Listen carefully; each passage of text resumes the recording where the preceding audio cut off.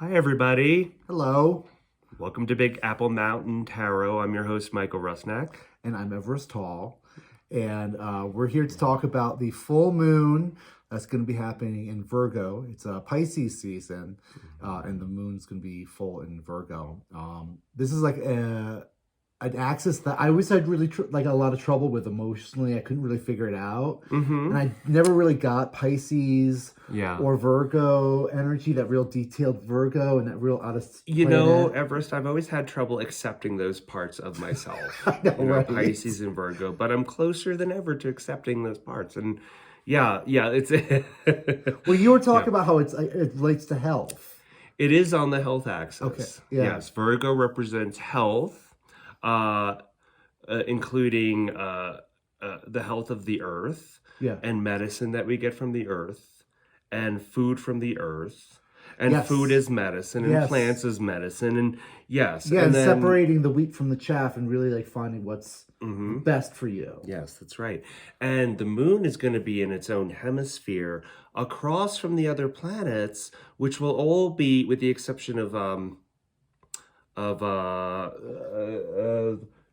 Uranus, will be grouped together within about 60 degrees of one another. So the moon will be rising in Virgo, and I believe this is called a singleton. And I'm just learning this. She's all alone in that whole hemisphere. There's no other That's planet. right. Just there's nothing over there. Illuminating. And the ultimate challenge is balancing the Virgo Pisces axis, because Pisces is the realm of spirituality and the space between worlds and expansive dreams. And we also have that Jupiter Neptune conjunction, which plays a major part in what we're going through right now. Yes. And up until April 12th, when they're the exact degree.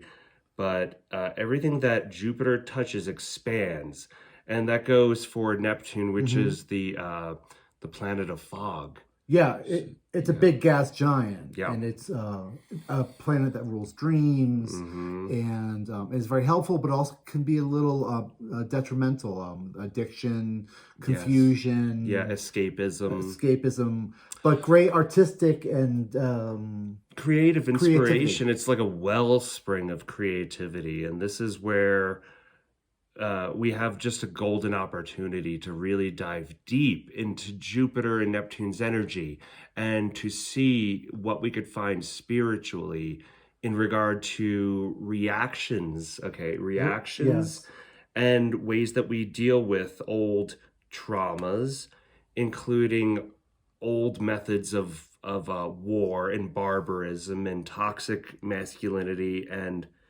what we're seeing going on in Europe right now. Yeah, it's amazing. The Jupiter energy in Pisces really is blowing my mind. But I'd love it if we go to the whiteboard. And just kind of explain. We go to the whiteboard in a minute, but I just want to speak about what we're going to have. At the time of the full moon, we'll have a Grand Earth Trine. Oh, yes. And for this moment, Pluto will not be in opposition or square to anything. So this is interesting. So we're going to have the North Node in Taurus, the Moon in Virgo, and Pluto in Capricorn. And the North Nodes and the South Nodes, those are like karmic. They're destiny points. The North Node in Taurus is talking about our values and our worth and what we have, and really taking stock of what we have before we start sharing it with other people. Yes. That's Scorpio. That's transforming what we have and our values and our romance and our finances. Yeah. I need to pause.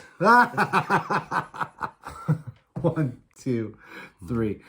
So the Grand Earth Trine is the North Node and the South Node, and no. It's the North Node in Taurus. Trining with the Moon in Virgo, trining with Pluto and Capricorn, and this is about balance. Finding balance, finding stability. Got it. Last month's moon in Leo, the full moon in Leo, we had a grand cross in the fixed signs, and that was speaking to our individuality and digging in and being unapologetically ourselves. Right.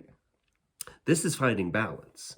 This is finding balance in our values, in what we own, what we have, Right. our relationships, our partnerships with people. So after we've kind of satisfied what is where we are and who we are, then we find balance within. Then we bring it.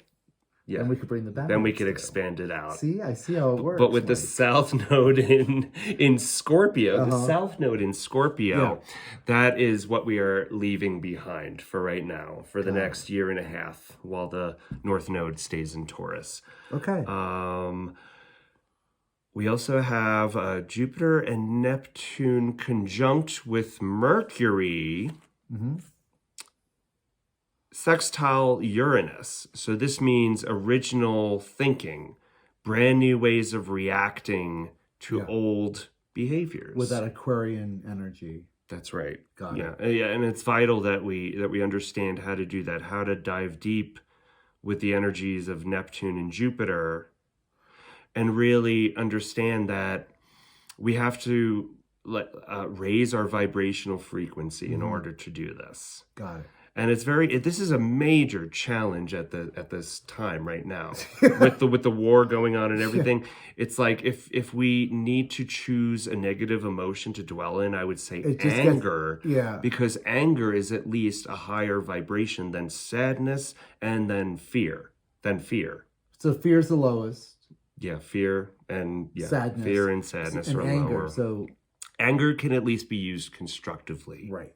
If you use it well. Mars and Venus are going to be conjunct in Aquarius, squaring the North Node in Taurus. I love Mars and Venus together. I do love Mars and Venus together, but passions could... It's erupting.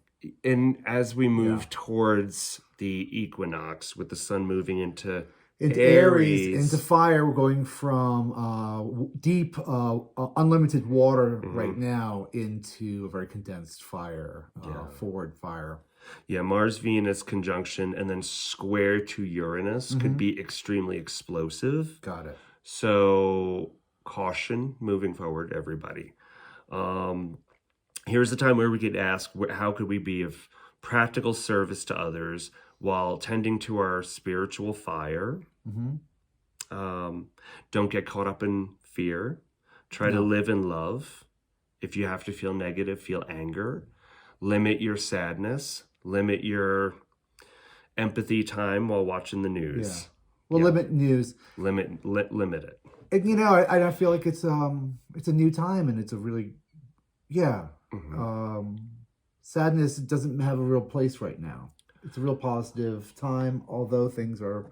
Empathy is always needed, but we need action for this time. You know, we need action. We need to find new ways to react. Got it. New ways to behave, new ways to think, new ways to communicate, new ways to go to war and to make people feel a certain pinch without wiping humanity away.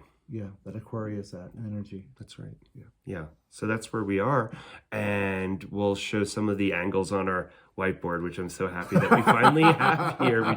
We made this morning, and it's wonderful. Yeah, we'll do it. We'll pause the video and let's go to the whiteboard. 1, 2, 3. Okay.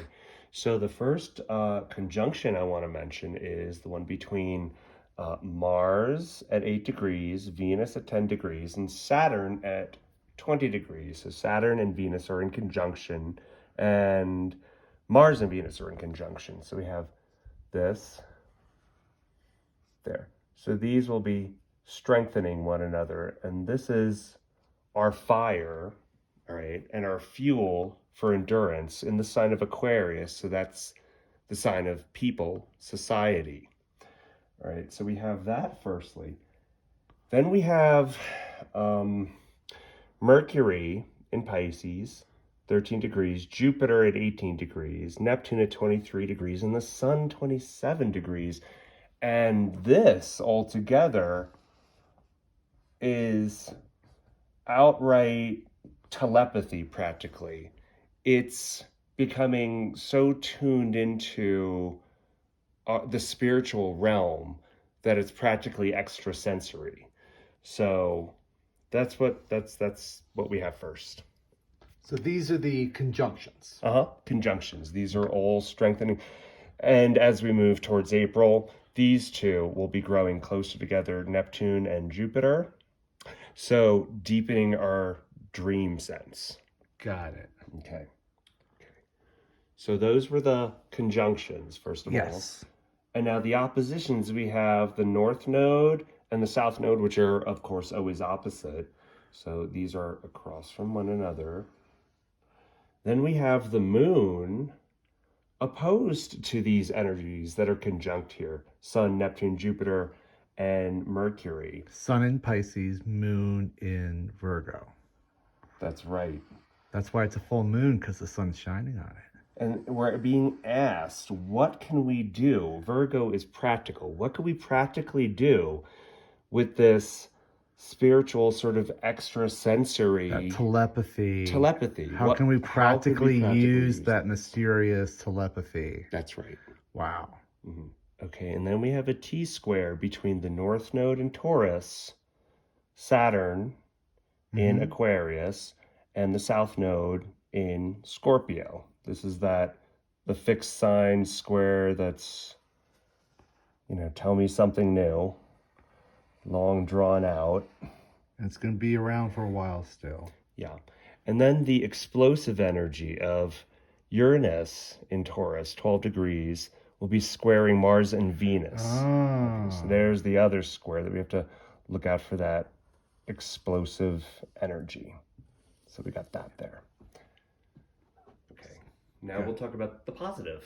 Got it. All right. So here we go. We've got the oppositions, the conjunctions, and the squares there. Okay. And then we have our Grand Trine between the Moon and Virgo, 27 degrees.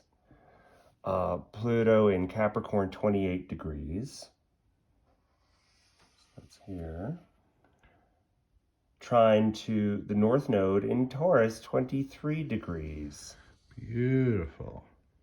And Taurus represents North Node, destiny point, finances, our wealth, our romance, the beauty that surrounds us. Capricorn, governments. Yes. Right? Professional, rises and fall. The rising and falling of governments. The Moon in Virgo is health, the health of our planet, our health, the health of society around us. The health of our governments, maybe? Yes, exactly. And how do we practically use this gorgeous Pisces dreamy download that we're getting? Beautiful. So we can really dream big towards a healthier governmental society and healthy planet. We're being asked to actively do that and to actively channel our positivity. Yes. And to send it all where it needs to go. Right now. Yeah, and yeah, I love it. Awesome. What a great full moon. I love this. Thank you. Yeah. Well, thank you for joining us, everybody. Okay. Bye-bye. Bye.